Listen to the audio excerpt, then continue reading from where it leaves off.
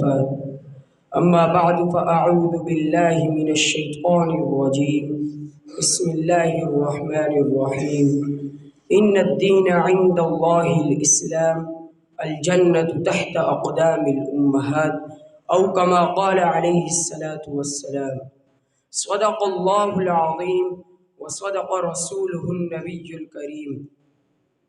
سامعین محترم، اگر ہم تاریخ کے اوراق پہ نظر ڈالیں تو اسلام سے پہلے عورت ایسے دور میں نظر آئے گی جہاں ظلم و جبر کے پہاڑ توڑے جا رہے تھے، جہاں انسانیت کا خون پانی کی مانند بہایا جا رہا تھا، جہاں عورت راستے میں پڑے کنکر کی مانند تھی جو ٹکڑوں کو چپ چاپ سہ رہی تھی۔ جی ہاں، اسلام سے قبل عورت ظلم و ستم کی آماج گاہ تھی۔ دنیا کا کوئی ظلم ایسا نہیں تھا جو ان پر روانہ رکھا جاتا ہو۔ ان مظلوم عورتوں کے لیے ہر صبح ہلاکت و بربادی کا پیغام تھی۔ لڑکیوں کو زندہ درگور کر دیا جاتا تھا، جس کو قرآن یوں تعبیر کرتا ہے وَإِذَا الْمَوْءُودَةُ سُئِلَتْ بِأَيِّ ذَنبٍ قُتِلَتْ، اور ایک اور مقام پر آتا ہے جب ان کو بیٹی کی خوشخبری سنائی جاتی تو شرم کے مارے چھپتے پھرتے تھے، ان کا چہرہ سیاہ ہو جایا کرتا تھا۔ سرزمین خدا باوجود وسعت کشادی کے ان بے کس ہستیوں پر تنگ ہو کر رہ گئی تھی۔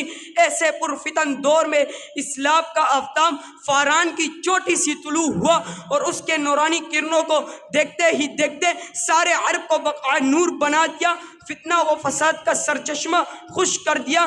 جو عورت اپنی شرافت و کرامت گم کر چکی تھی اور بستی کے انتہا تک پہنچ چکی تھی، تو اسلام نے اسے بستی سے اٹھایا اور اوج سریا پر پہنچا دیا۔ کل جس کے حقوق پامال ہو رہے تھے، آج اسے حقوق مل رہے ہیں۔ دنیا نے دیکھا اسلامی اس کے دروازے کی چوکھٹ پہ کھڑا انصاف دلا رہا تھا۔ سامعین محترم، ہاں اسلام اگر عورتوں کو حقوق نہ دیتا تو اسلامی تاریخ میں کوئی صحابیہ، کوئی عالمہ، کوئی مفسرہ، کوئی محدثہ پیدا نہ ہوتی۔ الغرض پوری انسانیت اسی کے پیٹ سے جنم لیتی ہے۔ تو پھر مجھے کہنے دیجئے، دین اسلامی وہ واحد مذہب ہے جو عورت کی عفت و عصمت کا محافظ و نگہبان ہے۔ ارباب علم و دانش تصویر کا دوسرا رخ بھی دیکھیے کہ آج حقوق نسواں کے جھوٹے علمبردار آزادی نسواں پرفریب نعرے کی آڑ میں عورتوں کو بے راہ، بے روی، بے پردگی کے دلدل میں دھکیلنا چاہتے ہیں اور یہ باور کرانے کی کوشش کرتے ہیں کہ عورتیں اگر گھروں سے باہر نہ نکلے تو معاشرے میں ترقی ممکن نہیں ہو سکتی۔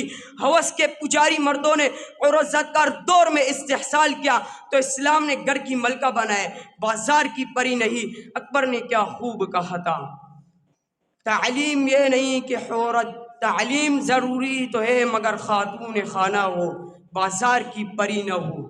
ہمارے معاشرے نے عورت کو حقوق دیے نہیں بلکہ چھین لیے۔ تم نے عورت کا ممتا گم کر دی، بہن کے سر سے چادر کھینچ لی۔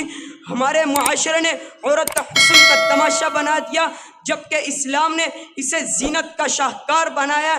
ہمارا دعویٰ ہے دنیا کے کسی مذہب اور قانون، کسی تمدن اور سوسائٹی نے عورت کو وہ مقام نہیں دیا جو عورت کو اسلام نے دیا ہے۔ کیا شاعر کیا خوب کہتا ہے، آزادی یہ نہیں کہ عورت بے حیا ہو جائے، فیشن یہ نہیں کہ عورت بے قبا ہو جائے، اسلامی سب کے لیے بے مثل چراغ ہے۔ بھائیو، روشنی یہ نہیں کہ عورت بے ضیاء ہو جائے۔ وآخر دعوانا ان الحمد للہ رب العالمین۔